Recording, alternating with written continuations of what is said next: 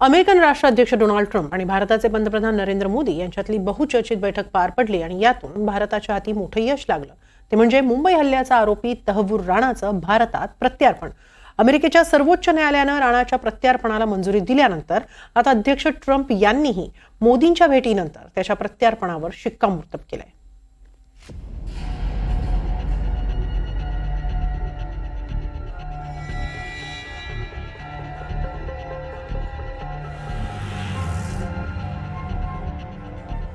तहव्वूर राणा भारतीयांचा विशेषतः मुंबईकरांचा मोठा शत्रू अखेर मुसक्या आवळून भारतात आणला जाणार. मुंबईवरील 26/11 हल्ल्यातील हा महत्त्वाचा आरोपी अमेरिकेतल्या तुरुंगात कैद होता.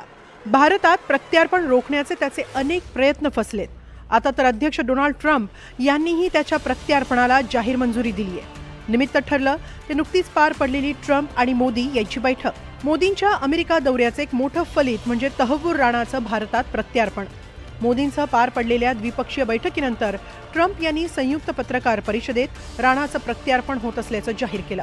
I'm pleased to announce that my administration has approved the extradition of one of the plotters and one of the very evil people of the world, and having to do with the horrific 2008 Mumbai terrorist attack, to face justice in India. So he's going to be going back to India to face justice as we deepen our defense. Rana त्याचं प्रत्यार्पण टाळण्यासाठी जितके प्रयत्न करत होता तितकेच प्रयत्न त्याला भारतात आणण्यासाठी भारताकडूनही सुरू होते आणि आता त्याला यश आलंय. खरं म्हणजे 25 जानेवारीला त्याच्या प्रत्यार्पणाला अमेरिकन सुप्रीम कोर्टानं मंजुरी दिली होती. त्यानंतर आता अध्यक्षांकडूनही शिक्कामोर्तब झाल्यानं त्याचा प्रत्यार्पणाचा मार्ग पूर्ण मोकळा झालाय.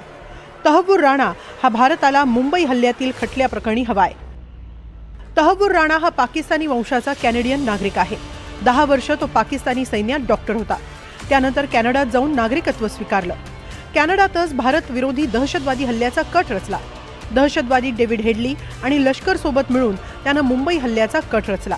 26/11 हल्ल्याचा मास्टरमाइंड डेव्हिड हेडली याचा तो जवळचा मित्र. 2009 मध्ये त्याला अमेरिकेच्या FBI अटक केली होती. इलिनॉयच्या उत्तरी जिल्हा न्यायालयात खटला चालवण्यात आला. त्याच्यावर अमेरिकेत 3 आरोप आहेत. डेन्मार्कमध्ये दहशतवादाला पाठिंबा देण्याचा कट आणि लष्कर ए तोयबाला भौतिक मदत पुरवणे या आरोपांमध्ये त्याला दोषी ठरवण्यात आलं. 7 जानेवारी 2013 रोजी इलिनॉय कोर्टानं राणाला शिक्षा सुनावली. 168 महिन्यांच्या तुरुंगवासाची त्याला शिक्षा सुनावण्यात आली. तेव्हापासून राणा अमेरिकेतील तुरुंगात आहे.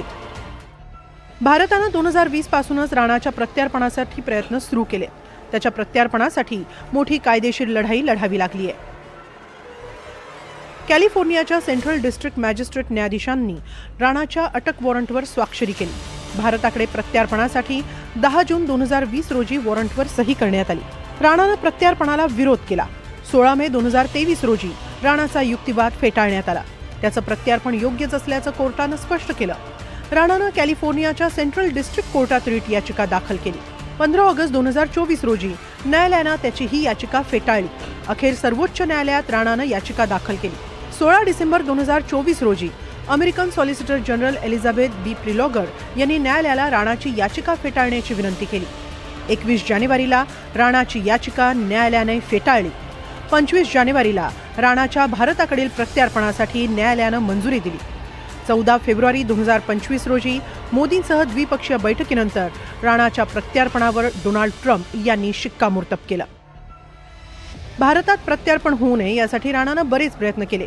सर्वोच्च न्यायालयातील याचिका ही त्याची शेवटची संधी होती. विशेष म्हणजे अमेरिकेचे राष्ट्राध्यक्ष डोनाल्ड ट्रम्प यांच्या शपथविधीच्या दुसऱ्याच दिवशी सुप्रीम कोर्टात राणाची याचिका फेटाळण्यात आली आणि 25 जानेवारीला प्रत्यार्पणाला मंजुरीही मिळाली. आता भारतात आल्यावर तहव्वूर राणावर खटला चालवला जाईल. दरम्यान अमेरिकेत या वाटाघाटी सुरू असताना दिल्लीत मुख्यमंत्री देवेंद्र फडणवीसांचीही केंद्रीय गृहमंत्र्यांशी यावर चर्चा झाली अशी माहिती आहे. राणाला शिक्षा देऊन खऱ्या अर्थानं न्याय मिळेल अशी प्रतिक्रिया देत मुख्यमंत्र्यांनीही या निर्णयाचं स्वागत केलंय. अमेरिकेने सांगितलं होतं की आमच्या प्रोटेक्शनमध्ये तो असल्यामुळे आम्ही त्याला देणार नाही. मात्र तो भारताचा अपराधी आहे आणि त्यामुळे भारताच्या लीगल आणि ज्युडिशियल सिस्टीमला अपराधी म्हणून तो उपलब्ध झाला पाहिजे आणि त्याला सजा देता आली पाहिजे अशा प्रकारची आपली मागणी होती. माननीय प्रधानमंत्री मोदयांनी ती रेटली आणि तहव्वूर राणाच्या प्रत्यार्पणाला या ठिकाणी जी मान्यता मिळालेली आहे, मला असं वाटतं की आता फायनल जस्टिस 26/11ला आपल्याला या ठिकाणी मिळणार आहे. राणा हा 26/11च्या मुंबई हल्ल्यातील महत्त्वाचा आरोपी आहे. अटकेनंतर त्यानं मुंबईवरील हल्ला योग्यच होता असं अमेरिकन कोर्टात म्हटलं होतं. या हल्ल्यामध्ये 166 नागरिकांचा मृत्यू झाला होता, तर यात 8 अमेरिकन नागरिकांचाही समावेश होता. 300 जण जखमी झाले होते. तहव्वूर राणा आणि डेव्हिड हेडलीनं मुंबई हल्ल्याची ब्लू प्रिंट तयार केली होती. जवळपास 60 तास लष्कर-ए तोयबाच्या 10 दहशतवाद्यांनी मुंबईला जेरीस धरलं होतं. यापैकी 9 दहशतवादी ठार झाले, तर अजमल कसाब याला जिवंत पकडण्यात यश आलं. त्याला 2012 मध्ये फाशी देण्यात आली होती. तर मुंबई हल्ल्याच्या 405 पानांच्या आरोपपत्रात आरोपी म्हणून राणाच्या नावाचाही उल्लेख आहे. त्यानुसार राणा हा ISI आणि लष्कर-ए तोयबाचा सदस्य आहे.